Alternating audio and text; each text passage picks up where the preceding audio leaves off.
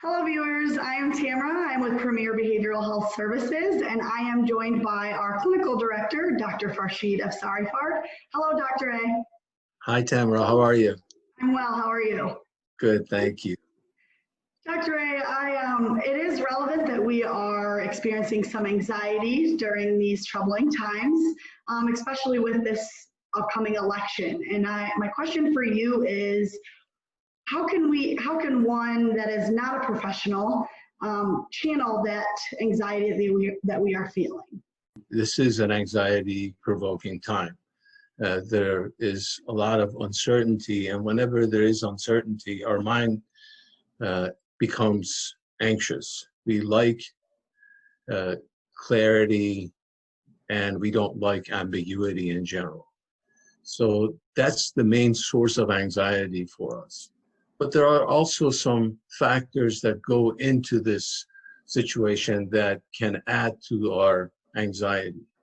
One of the things that people do, and I'm guilty of it myself, is watching a lot of TV and watching a lot of news that is designed to give us information. But what most people don't realize is that there's a lot of repetition of the same information. And some of it is anxiety provoking, some of it reflects the lack of clarity that we're looking for, and that adds to our anxiety. And if we hear it over and over again, our mind thinks that this is a new experience, even though it's the same information. So the binge watching works really well for your favorite shows. It's not as good and effective for watching the news. Unfortunately, we have a divided country right now, and people have different point of views, and the media outlets also reflect those divided views, and people who watch the same station over and over again get exposed to the same type of information that causes anxiety.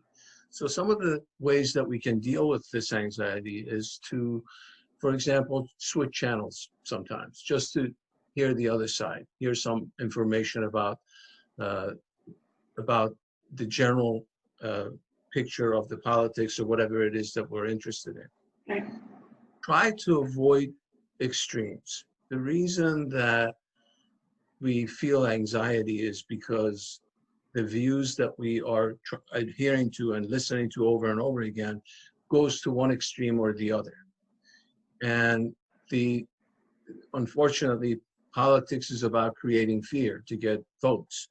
And if you're watching either side talk about their positions, they're trying to scare you from the other side, and trying to stay the middle path and actually focusing on issues would be a nice way to calm that anxiety. The other thing is to not get preoccupied with this. We have a life, we have a great country.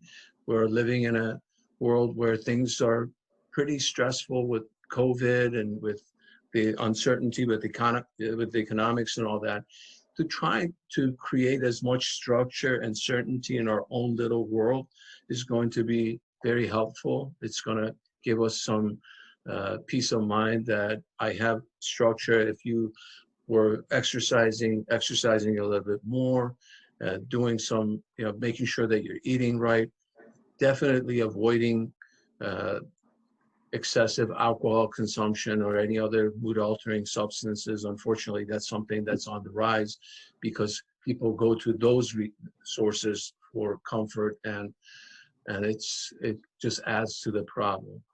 One of the pieces of advice that I give to my patients when they are feeling stuck or they are in a bad situation, I always tell them, rule number one is don't make it worse.